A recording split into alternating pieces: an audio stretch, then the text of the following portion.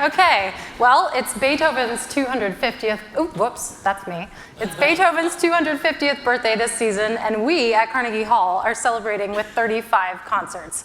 Can never resist a good season plug. I don't know about you guys, but my name is Sara, and I'm the Chief Marketing Officer of Carnegie Hall. I've been with the Hall since 2017, and before that, I was at Jazz at Lincoln Center, literally 1 block away for 12 years. My talented team at the Hall includes 4 incredible departments, and some of what we do is represented here. Before I get into my presentation, I want to say a couple things about the team.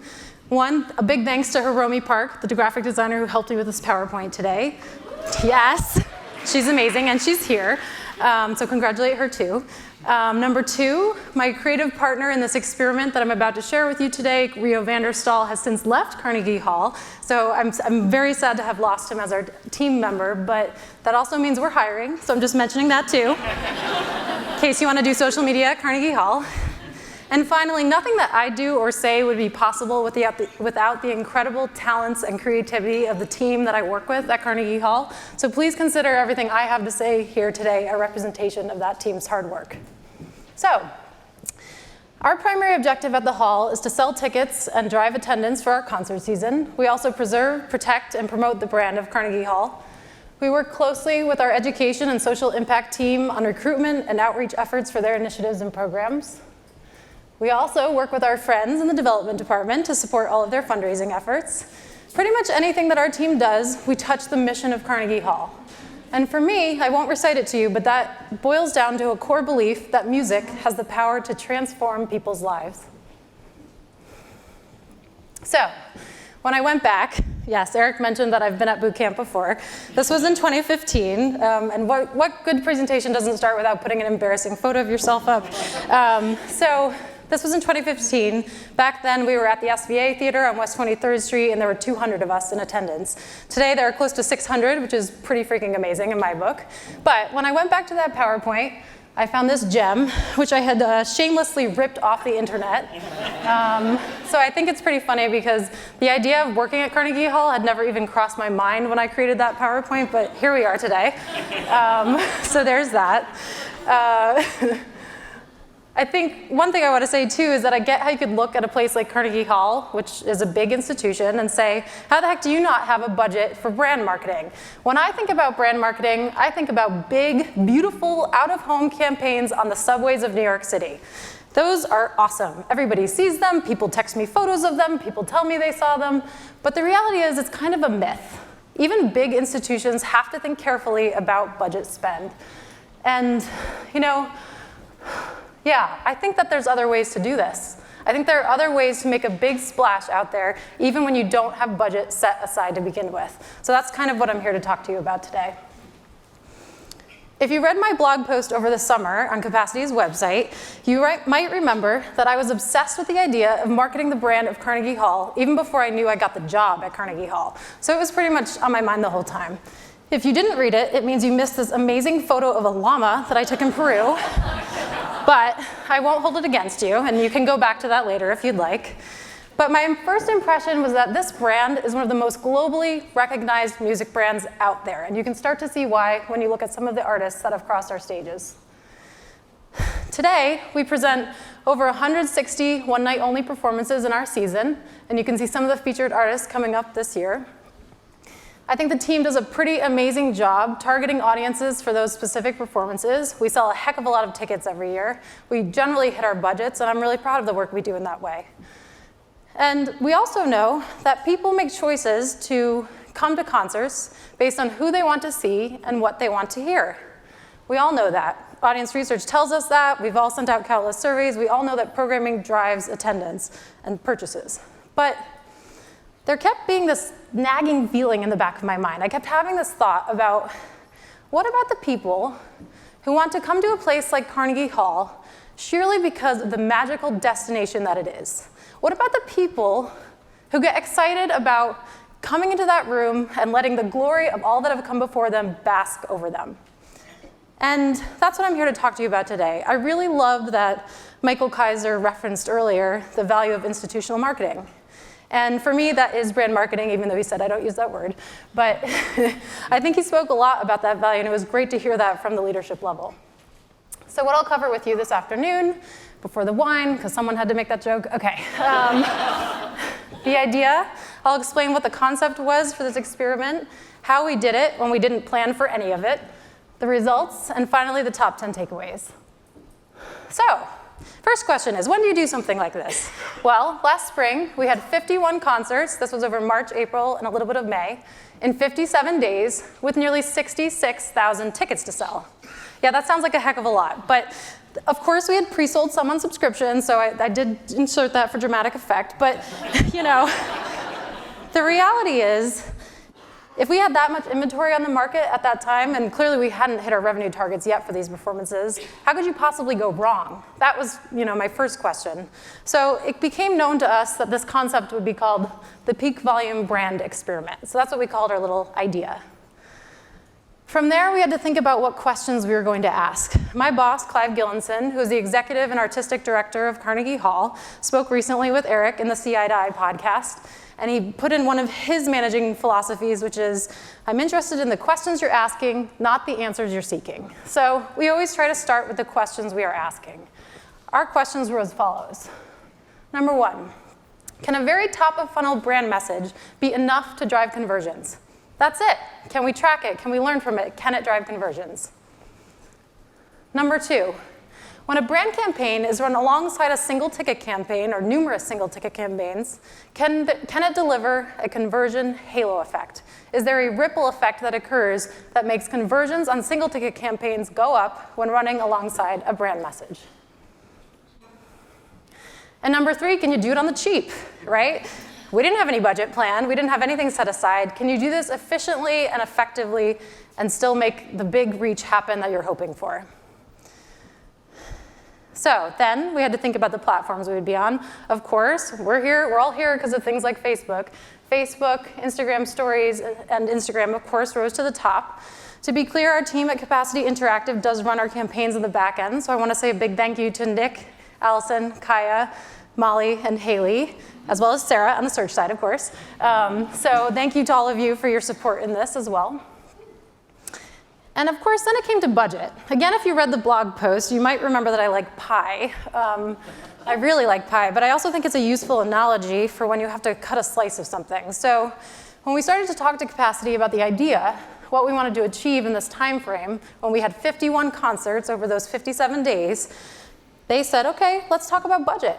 And they came back to us with a recommendation of $20,000.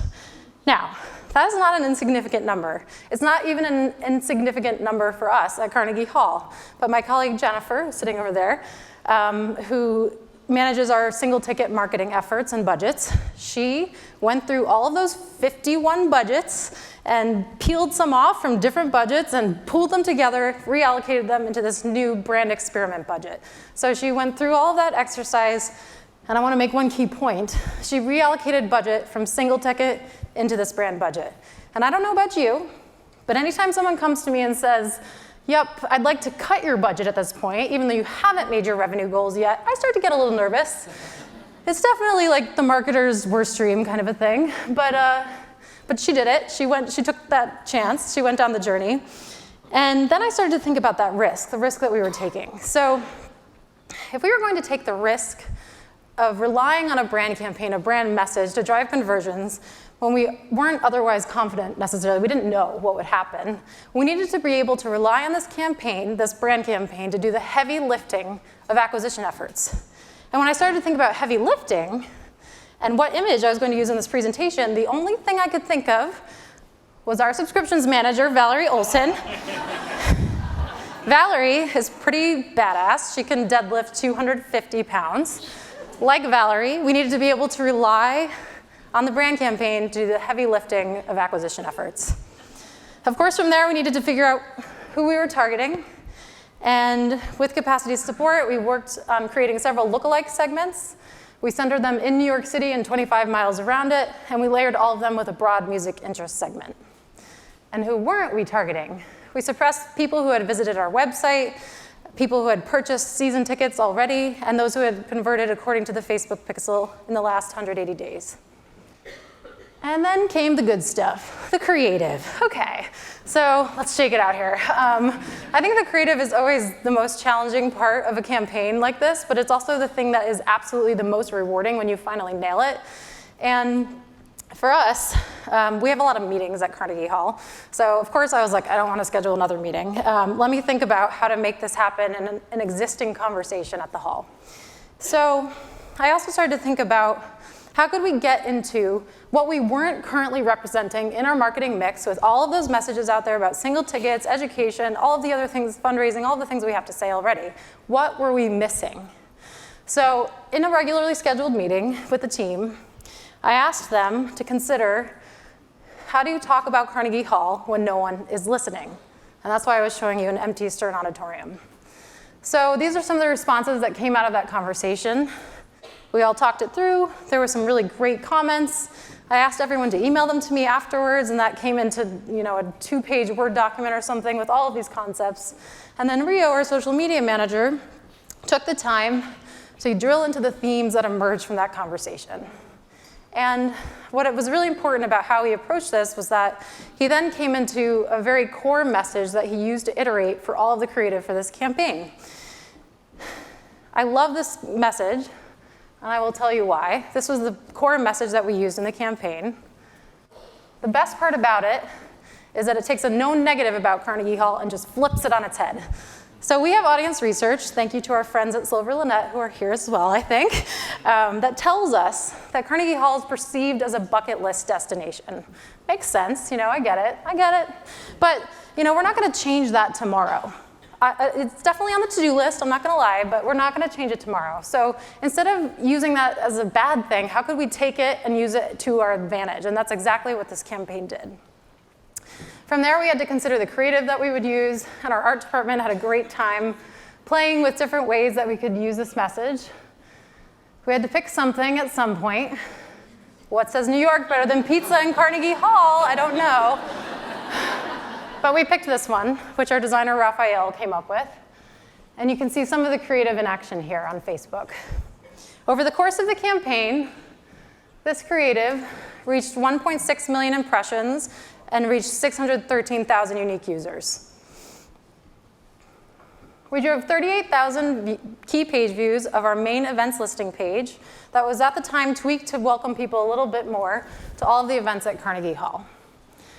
Okay, so we've talked about the idea, how we pulled this together mid-season without any budget planned, and why am I showing you a bunch of apples? Okay, I'm showing you apples because we're about to talk about the data. And the reality is at Carnegie Hall, nothing is apples to apples from year to year. I'm sure it's the same for many of you. I mentioned earlier that we have over 160 one-night-only performances. We also have 3 performance venues of varying size. We change our prices every year. The artists move from room to room. The volume changes. Things happen at different times of the year. Oh, and there's 500 rentals a year too. Okay, so all of that happens, and but that's what I wanted to say just before we get into the results. There's so many factors that make marketing happen. It's almost impossible for us all to know exactly what factor is making the difference, so we did our best with the data here, but I just wanted to say that before I do this. I'm going to start by recapping my questions. And I'm entering the team. Okay, the first question was, can a very top of funnel brand message be enough to drive conversions? Whoa, okay, it took every core fiber in my being as a marketer to feel comfortable putting a negative 70% ROI on the screen. Because you just heard all the glowing 100 plus, all the 1,000% whatever, amazing response to these campaigns. Okay, all right, had to shift my perspective a little bit. It's really hard to put that number up there, but here's the reality. When you take a step back and you think about how to shift your perspective on something like this, I asked one question: can a very top of brand funnel message be enough to drive conversions? And the answer is yes, because it wasn't negative 100%, number one. So that's good. We've gotten somewhere. Number two, if someone did it, I bet there's someone else who would do it, meaning at least a few people converted. So what can we learn from those people who did convert? And number three, we also know that Facebook does last click attribution. So perhaps that means that there were people who saw this creative and then eventually converted on other campaigns. So there's that. And so suddenly I'm happy with a negative 70% ROI. Okay, all right. Team again. Can Can a brand campaign, and thank you to the stars who starred in these photographs, can a brand campaign deliver a conversion halo effect when run alongside single ticket campaigns? In other words, do conversions go up when a brand campaign is running alongside all of those other single ticket campaigns? Fasten your seatbelts. I'm about to show you some numbers here, so here we go. Woo, purchases up, revenue up, cost per purchase down, ROI up. All right, well, here's the thing. Of course, this wasn't the only factor that we iterated on in our marketing from year to year. So while all this looks amazing, I can't just sit here and say, like, yes, this is the campaign of the century and I've answered all your questions and problems.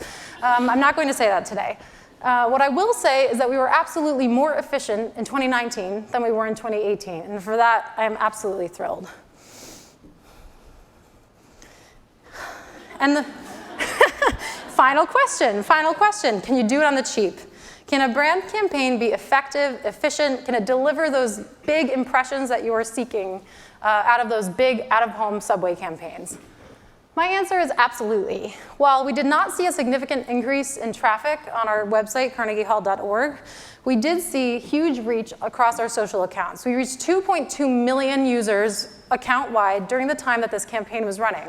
If we hadn't run this brand campaign, we would have only reached 1.8 million, meaning there would be an extra 400,000 untouched on the table if we hadn't run the campaign.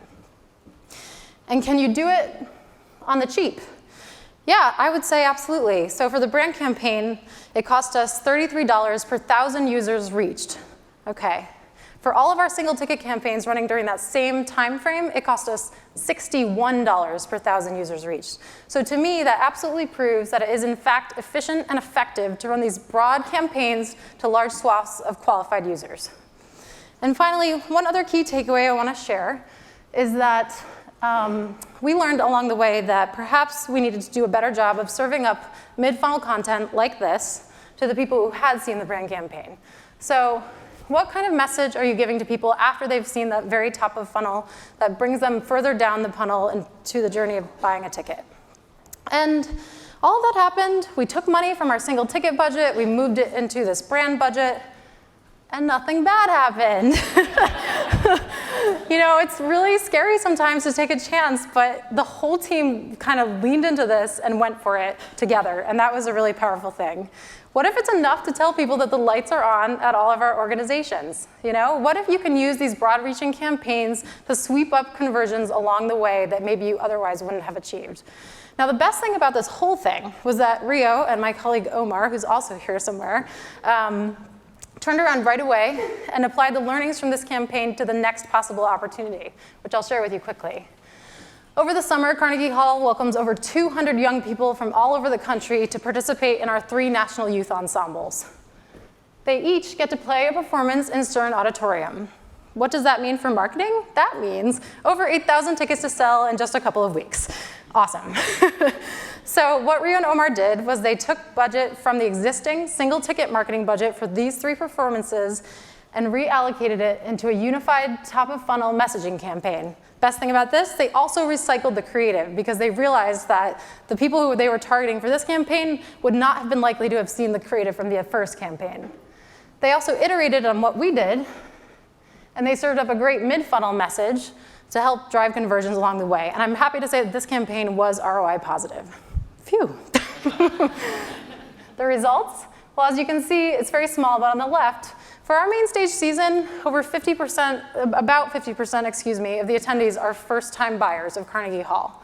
Last summer in 2018, first-time buyers were about the same for the 3 NYO performances.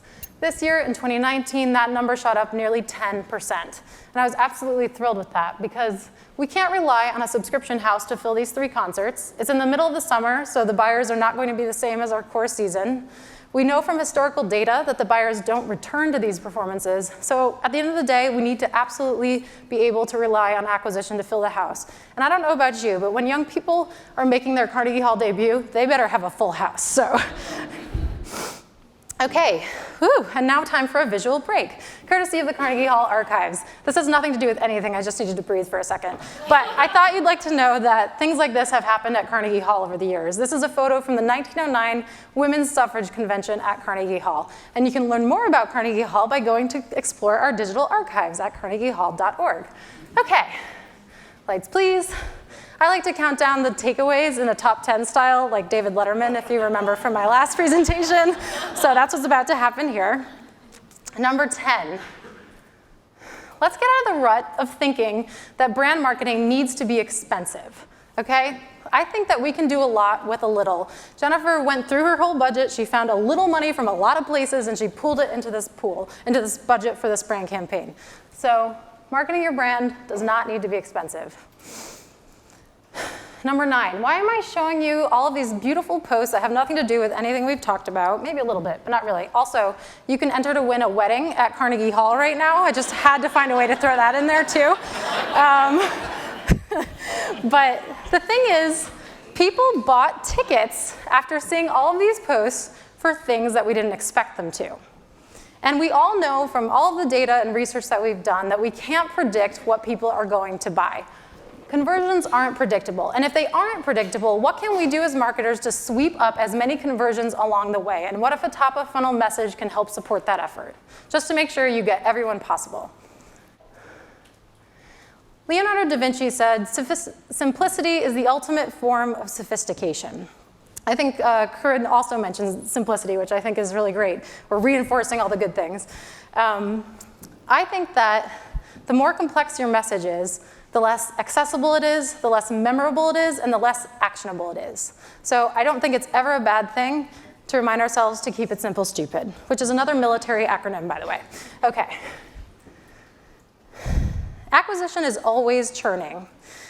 99%, and I'm going to break some bad news to you right now, 99% of our followers are not obsessed with what we post. So there's that. And I think that we're the ones who might be a little obsessed with what we post. What if we could think about how to develop evergreen content libraries that we could reuse every time we needed to do big campaigns like this, that we could tweak, that we could pull from the success catalog and reuse when we need them? I wanted to share this snip from an Atlantic 57 article that I read last summer. This is on medium.com if you're interested. But I really love that they talk about how the modern media team optimizes their time. 50% of their time is spent planning and creating for new content, but the other half of their time is spent distributing and resurfacing it. And you can see the shift from the traditional team to the media team. How can arts organizations start to apply this model to what we do? So that's why I say reduce, reuse, recycle. Welcome to Bryant Park in Midtown Manhattan. This is a great photo from one of our free Carnegie Hall Citywide concerts.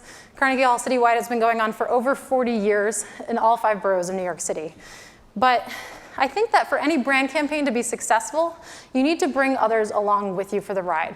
Whether that's getting your boss to approve an idea, whether that's getting a colleague to allocate budget, whether it's getting someone else to just add something to their to-do list that wasn't there before.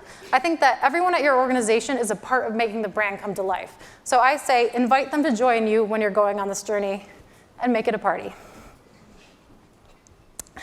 I love this photo of our family day in the Resnick Education Wing because these kids could care less who is watching them. They are just having a great time.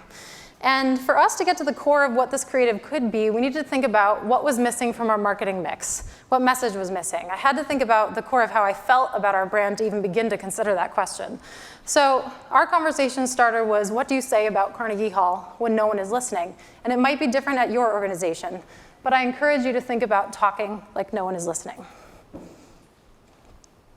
We talked a little bit about how to best welcome people, and I mentioned earlier that I think along the way I realized that perhaps we had dumped people too soon. We went too soon on that first date or whatever into getting them to convert, right? We dumped them into an events listing page with over 50 choices. And the reality is that was making a lot of assumptions about perhaps what they wanted to do with us. I don't know if they wanted to go see a concert. Maybe they couldn't find the kind of concert they wanted to see. Maybe they didn't even want to see a concert. Maybe they wanted to watch a video. Maybe they wanted to take a tour. Maybe they wanted to learn something. But the reality is, I think we have to think about how to best welcome people to meet their needs and not ours. Let's start with the customer first and see where we can go. So that's why number 4 is welcome everyone.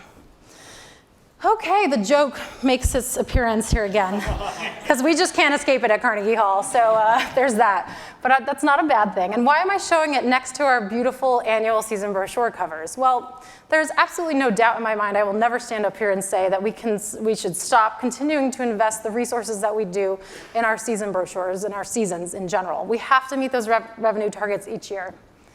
But at the same time, how can we balance the message of the season with the messages of our brands? How can we make sure that we're creating the right entry points for the right people? Because the season may not be the entry point for some people. It may be what you have to offer. And I realized that, yes, I'm standing up here and I work at Carnegie Hall. And you could say, yeah, it's real easy for you. You know, you're Carnegie Hall. Yes. Okay, I don't take that for granted at any point in my days. But I also want to challenge your perspective a little bit. If you don't invest in your brand right now, how are you setting up your organization for sustainability and success in the future?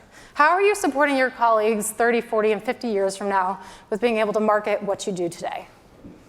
So that's why I say balance the basics. Balance the basics of your messaging when it comes to brand and season. Bringing Clive into the mix here, I mentioned him earlier. He said in his podcast, I'm interested in the questions you're asking, not the answers you're seeking. So I think it's extremely important, no matter how big, small, smart, stupid you think your questions are, write them down, talk them out with a colleague, but always start with the questions you're asking. And finally, I wanted to share this opinion piece that I read on Ad Age over this past summer. It is an opinion piece, but the writer was examining what made different marketing campaigns successful, what differentiated them. And she settled on one core component: bravery. Nothing in marketing is that simple. We all know that. But I also want to say that if you don't start somewhere, you will not go anywhere. And I think we all have to be brave enough to take a chance on how we market our brands and bite off what we can chew when we can chew it. So that's why my final takeaway is be brave and start small. Thank you. Oh, yeah.